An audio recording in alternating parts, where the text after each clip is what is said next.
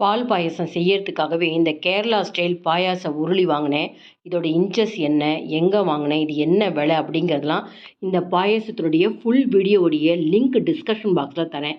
அதில் போய் பார்த்தீங்கன்னா உங்களுக்கு எல்லா டீட்டெயில்ஸுமே கிடைக்கும். இப்போ இந்த பால் பாயாசம் செய்யறதுக்கு ஏதாவது ஒரு விதமான பச்சரிசி நான் இன்றைக்கி ஜீரக சம்பா எடுத்துகிட்டு இருக்கேன்.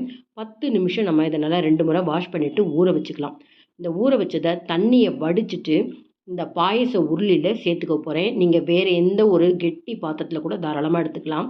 கொஞ்சம் இதை மேஷ் பண்ணணும். ஊறி இருக்கிறதுனால இந்த மாதிரி மேஷ் பண்ணுறப்ப அப்படி குருணையாக வரும். கையாலையும் நம்ம நல்லா பெசரலாம், மத்துக்கட்டில் வச்சு மசிக்கலாம்.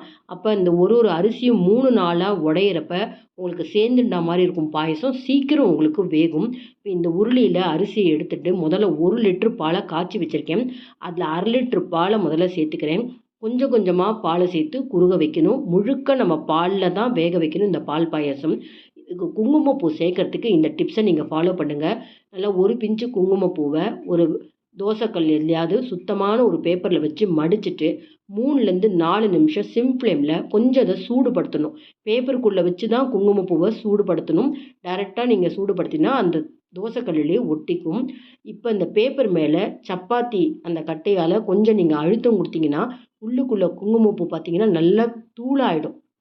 இதை நம்ம சூடாக இருக்கிற பாலில் சேர்க்குறப்ப உங்களுக்கு குங்குமப்பூ அங்கங்கே நீளமாக இல்லாமல் நல்ல கலர் கொடுத்துருக்கும். இந்த பொடி பண்ணுறதுனால இந்த சூடான பாலில் இந்த குங்குமப்பூ ஊற வச்சாச்சு. அரிசி பாலில் வெந்துன்னு இருக்கிற நேரத்துலையே நம்ம சர்க்கரைக்கு பதிலாக நான் கல்கண்டு சேர்க்க போகிறேன். கல்கண்டை 1 2ஆக பொடிச்சு எந்த கப்பில் அரிசி அளந்தோமோ அந்த கப்பால் 2 கப்புக்கு இந்த மாதிரி கல்கண்டை சேர்த்துட்டு நீங்கள் டைமண்ட் கல்கண்டு சேர்த்துக்கலாம். இல்லை வெல்லம் சேர்க்குறதா இருந்தால் கூட வெல்லத்தை கப்பில் அளந்துட்டு கொஞ்சம் தண்ணி போட்டு கொதிக்க வச்சு அது ஒரு பக்கம் தனியாக வச்சுக்கலாம். இப்போ இன்னொரு 1/4 லிட்ரு சேர்த்துருக்கேன். ஒரு 10 நிமிஷம் கழிச்சு இதுவும் கொதிச்சுட்டே வரட்டும். அதுக்கப்புறம் ஒரு 10 நிமிஷம் கழிச்சு திரும்பவும் இருக்கிற பாலெல்லாம் சேர்த்துருக்கேன்.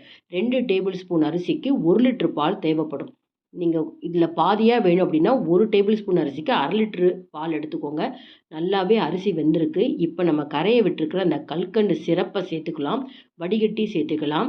இதே மாதிரி தான் நீங்கள் வெல்லமும் சேர்த்துக்கணும். இப்போ நல்லா பாலில் கரையை விட்ட அந்த குங்குமப்பூ எவ்வளோ கலராக இருக்குது பார்த்தீங்களா? சாதாரணமாக நம்ம பாலில் அப்படியே முழுசாக நம்ம குங்குமப்பூ போடுறத விட இந்த டிப்ஸை நீங்கள் ஃபாலோ பண்ணிங்கன்னா கொஞ்சமாக குங்குமப்பூ சேர்ந்தாலும் நல்ல கலர் கிடைக்கும். 1/2 டீஸ்பூன் ஏலக்காய் பொடி சேர்த்துக்கலாம். பிஸ்தா, பாதாம் எந்த நட்ஸ் எல்லாம் உங்கள்கிட்ட இருக்கோ அதெல்லாம் நீங்கள் நல்லா தாராளமாக சேர்த்துக்கோங்க. முக்கியமாக சாரப்பருப்பு இருந்தால் சேர்த்துக்கோங்க, ரொம்பவே நல்லாயிருக்கும். இனிமேல் அரிசி சேர்த்த பால் பாயசம் அப்படின்னா இந்த மாதிரி ட்ரை பண்ணுங்கள். இந்த வீடியோ பிடிச்சிருந்தா லைக்ஸ் கொடுங்க. மறக்காமல் என்னோட சேனலுக்கு சப்ஸ்கிரைப் பண்ணுங்கள்.